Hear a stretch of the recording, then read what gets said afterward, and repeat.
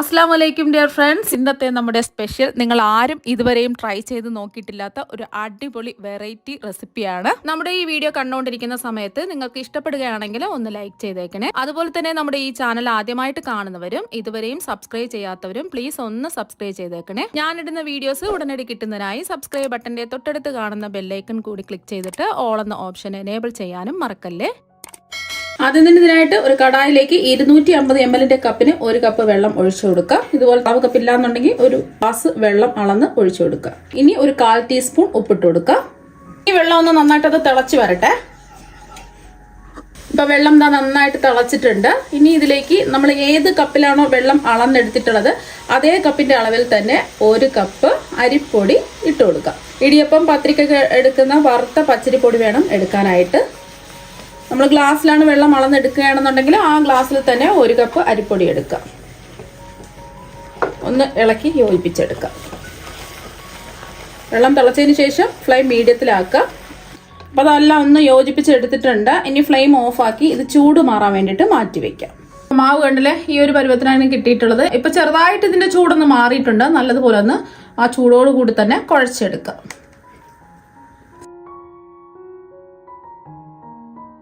നല്ലോണം കുഴച്ചുരുട്ടി മാവ് സോഫ്റ്റ് ആക്കി എടുത്തിട്ടുണ്ട്.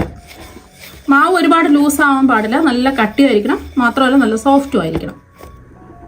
ഇനി നമ്മൾ കുഴച്ചെടുത്ത മാവിൽ നിന്നും കുറച്ച് മാവ് എടുക്കാം. അപ്പം നാരങ്ങ വലുപ്പത്തിലുള്ള മാവാണ് ഇതാ എടുത്തിട്ടുള്ളത്. അപ്പോൾ ഉരുട്ടിയെടുത്ത മാവ് നീളത്തിലൊന്ന് നമുക്ക് ഇതുപോലെ ഒന്ന് കൈവച്ച് ഉരുട്ടിയെടുക്കാം. കനം കുറച്ച് ഇതുപോലെ ഒന്ന് ഉരുട്ടിയെടുക്കുക. ഇതുപോലെ നീളത്തിൽ ഇതാ ഒന്ന് ഉരുട്ടിയെടുത്തിട്ടുണ്ട്.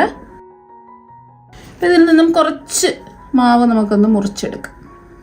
ഇത്രയും എടുത്തിട്ടുള്ളൂ, കുറച്ചെടുത്താൽ മതി. കൈവച്ച് ഒന്ന് ഉരുട്ടിയതിന് ശേഷം നമുക്ക് കൈവച്ച് ഒന്ന് ഇതുപോലെ ഒന്ന് ആക്കി കൊടുക്കാം. അപ്പം ഈ ഒരു രീതിക്കാണ് കിട്ടുന്നത്. ഇതുപോലെ കനം കുറച്ച് വേണം റെഡിയാക്കി എടുക്കുക. വീണ്ടും കുറച്ച് മാവ് എടുക്കുക, കുറച്ചേ എടുക്കാവൂ. എന്നിട്ട് ഇതുപോലെ കൈവച്ചിട്ട് ഒന്ന് ഉരുട്ടുക. അപ്പോൾ ഈ ഉരുട്ടിയെടുത്ത മാവ് അതാ കൈൻ്റെ ഉള്ളം കൈവച്ചിട്ട് ഇങ്ങനെ ഒന്ന് ആക്കി കൊടുക്കുക. നല്ല കനം കുറച്ചിട്ട് വേണം ഇത് റെഡിയാക്കി എടുക്കുക. അപ്പോൾ ഈ ഒരു രീതിക്ക് റെഡിയാക്കി എടുക്കാൻ വേണ്ടിയിട്ട് കുറച്ച് പാടാണ്. കുറച്ച് മാവ് എടുക്കുക, പിന്നെ അത് ഇതുപോലെ ചെയ്തിട്ടെടുക്കുക. അപ്പോൾ ഈസി ആയിട്ടുള്ള ഒരു മെത്തേഡ് ഞാൻ കാണിച്ചു തരാം. കുഴച്ചെടുത്ത മാവിൽ നിന്നും കുറച്ച് മാവ് എടുക്കുക. വീണ്ടും ഇതുപോലെ കുറച്ച് മാവ് എടുത്തിട്ടുണ്ട്. കുറച്ചും കൂടെ എളുപ്പത്തിൽ ഇത് ചെയ്തിട്ടെടുക്കാൻ വേണ്ടിയിട്ട് ഇതുപോലത്തെ ഒരു കണ്ണാപ്പ എന്ന് പറയുമ്പോൾ ഇതുപോലെ ചെറിയ ചെറിയ ഹോളുള്ള ഒരു സ്പൂൺ ഉണ്ടല്ലോ, എണ്ണയിൽ നിന്ന് നമുക്ക് വറുത്ത് കോരി എടുക്കുന്ന ഈ ഒരു സംഭവം എടുക്കുക. അപ്പോൾ ഇതിലേക്ക് നമ്മൾ ഉരുട്ടിയെടുത്ത മാവ് വെച്ചിട്ട് ഇതുപോലെ ഒന്ന് കൈ വെച്ചിട്ട് അങ്ങ് തേച്ച് കൊടുക്കുക.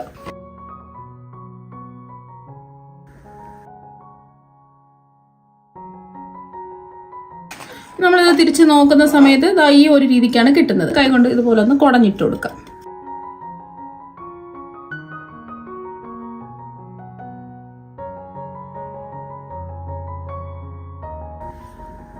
ഇതുപോലെ കയ്യിൽ വെച്ചിട്ട് ഇതുപോലെ ഒന്ന് ആക്കിയെടുക്കുക. ഈ ഒരു രീതിക്ക് നമുക്ക് ഈസി ആയിട്ട് നമുക്ക് റെഡിയാക്കി എടുക്കാൻ പറ്റും. ഇതുപോലെ കൗണ്ടർ ടോപ്പിൽ വെച്ചിട്ട് ഇതുപോലെ ഒന്ന് തേച്ച് കൊടുത്താലും മതി.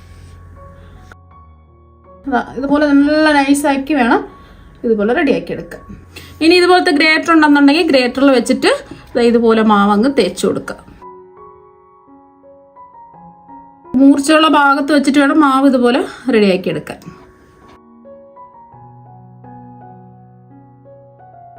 അപ്പോൾ നമ്മൾ ഗ്രേറ്ററിൽ കൂടെ മാവ് ഒന്ന് തേച്ച് വിടുന്ന സമയത്ത് ഇതുപോലെയാണ് കിട്ടുന്നത്. ഇതിൽ നിന്നും ഒരെണ്ണം എടുക്കുക.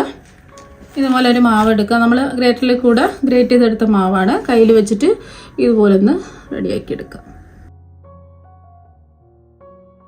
അതുപോലെ തന്നെ നമുക്ക് കൗണ്ടർ ടോപ്പിൽ വെച്ചിട്ടും ഇങ്ങനെ റെഡിയാക്കി എടുക്കാം.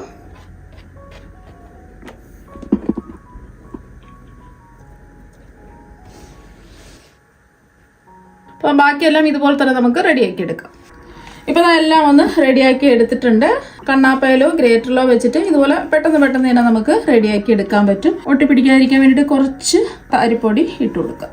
എന്നിട്ട് എല്ലാം ഒന്ന് മിക്സ് ചെയ്യാം. കുറച്ചിട്ട് കൊടുത്താൽ മതി, പരസ്പരം ഒട്ടിപ്പിടിക്കാതിരിക്കാൻ വേണ്ടിയിട്ടാണ്. കാണാൻ തന്നെ ഇതാ കണ്ടില്ലേ, നല്ല ഭംഗിയായിട്ടിരിപ്പുണ്ട്. നമുക്ക് കണ്ണാപ്പയിലോ അല്ലെങ്കിൽ ഗ്രേറ്ററിലോ വെച്ചിട്ട് പെട്ടെന്ന് ഈസി ആയിട്ട് തന്നെ പോലെ റെഡിയാക്കി എടുക്കാൻ പറ്റും. നമ്മൾ മാവ് ഉരുട്ടി കൈ വെച്ചിട്ട് റെഡിയാക്കി എടുക്കുകയാണെന്നുണ്ടെങ്കിൽ കുറച്ച് താമസം എടുക്കും. ഇതാകുമ്പോൾ ഈസി ആയിട്ട് നമുക്ക് പെട്ടെന്ന് റെഡിയാക്കി എടുക്കാൻ പറ്റും. ഈ ഒരു കടായിലേക്ക് 1 ലിറ്റർ പാലൊഴിച്ച് കൊടുക്കാം.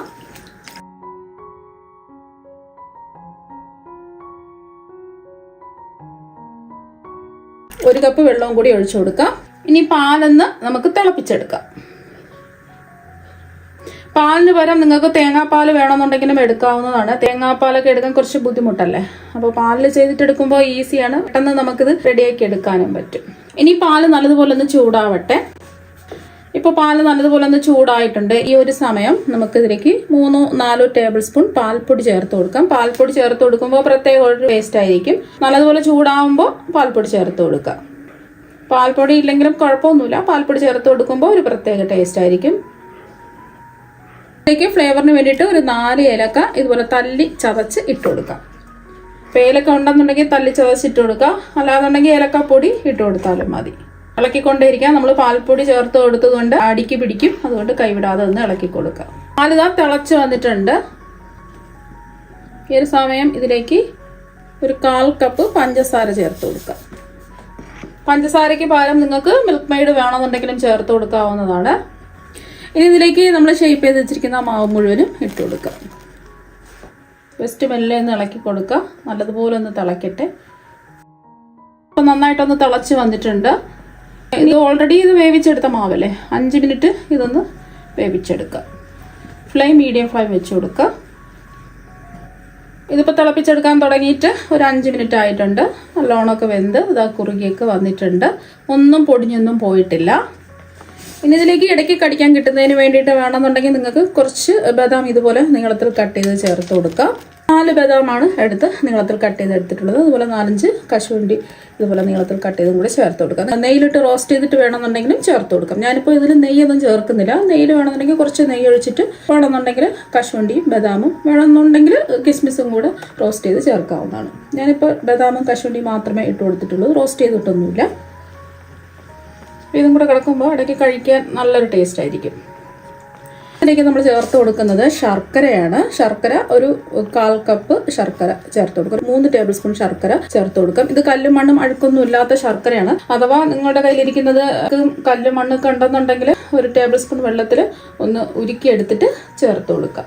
ശർക്കര വേണ്ടാന്നുണ്ടെങ്കിൽ ചേർത്ത് കൊടുക്കേണ്ട ആവശ്യമില്ല. ചിലർക്ക് സംശയം ഉണ്ടാവും, പാല് പിരിന്നു പോവോ, അങ്ങനെയൊക്കെയുള്ള സംശയം ഉണ്ടാവും. പാലൊന്നും പിരിന്നൊന്നും പോവില്ല. അപ്പോൾ അങ്ങനെ സംശയമുള്ളവർക്ക് പഞ്ചസാര, ആവശ്യത്തിനുള്ള പഞ്ചസാര മാത്രം ചേർത്ത് കൊടുത്താൽ മതി. ഇത് അത്യാവശ്യം മധുരമുണ്ട്. മധുരം ഇത്രയും വേണ്ടാന്നുണ്ടെങ്കിൽ കുറച്ച് ചേർത്ത് കൊടുത്താൽ മതിയാവും. ഇതിലേക്ക് ചേർത്ത് കൊടുക്കുന്നത് ചിരകിയെടുത്ത തേങ്ങയാണ്. പൊടിപൊടിയായിട്ട് ചിരകി എടുക്കാൻ പറ്റുന്നുണ്ടെങ്കിൽ അങ്ങനെ ചേർത്ത് കൊടുക്കുക. അല്ലാന്നുണ്ടെങ്കിൽ മിക്സിയിലെ ചെറിയ ജാറിലിട്ടിട്ട് ജസ്റ്റ് ഒന്ന് അടിച്ചെടുക്കുക. ഡെസിക്കേറ്റഡ് കോക്കനട്ട് ഉണ്ടെന്നുണ്ടെങ്കിൽ അത് ചേർത്ത് കൊടുത്താലും മതി. ഒന്ന് ഇളക്കി കൊടുക്കാം. നല്ല അടിപൊളി ടേസ്റ്റാണ് കഴിക്കാൻ വേണ്ടിയിട്ട്.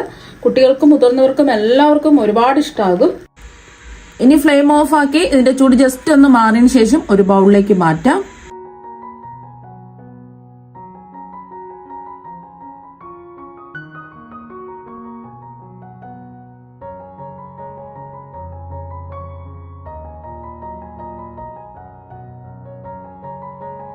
ഇപ്പം ഒരു ബൗളിലേക്ക് മാറ്റിയിട്ടുണ്ട്. ഇപ്പോൾ ചൂട് ചെറുതായിട്ടൊന്ന് മാറിക്കഴിഞ്ഞപ്പോൾ കുറച്ചും കൂടെ കുറുകി നല്ല സെറ്റായിട്ട് വന്നിട്ടുണ്ട്. ഇത് കഴിച്ച് നോക്കുന്നവർ എന്തായാലും ഒരു പ്രാവശ്യം ഉണ്ടാക്കി നോക്കിയാൽ വീണ്ടും വീണ്ടും ഉണ്ടാക്കി കഴിക്കാൻ തോന്നും. നമ്മുടെ സേമിയ പായസമൊക്കെ തോറ്റുപോകും, അത്രയ്ക്ക് അടിപൊളി ടേസ്റ്റാണ്. അപ്പോൾ നിങ്ങൾ എന്തായാലും ഇതുപോലെ ഒരു പ്രാവശ്യം ഒന്ന് ട്രൈ ചെയ്ത് നോക്കുക. തീർച്ചയായും നിങ്ങൾക്ക് എല്ലാവർക്കും ഒരുപാട് ഇഷ്ടമാകും. അപ്പോൾ നമുക്ക് മറ്റൊരു വെറൈറ്റി വീഡിയോ ആയിട്ട് വീണ്ടും കാണാം. താങ്ക്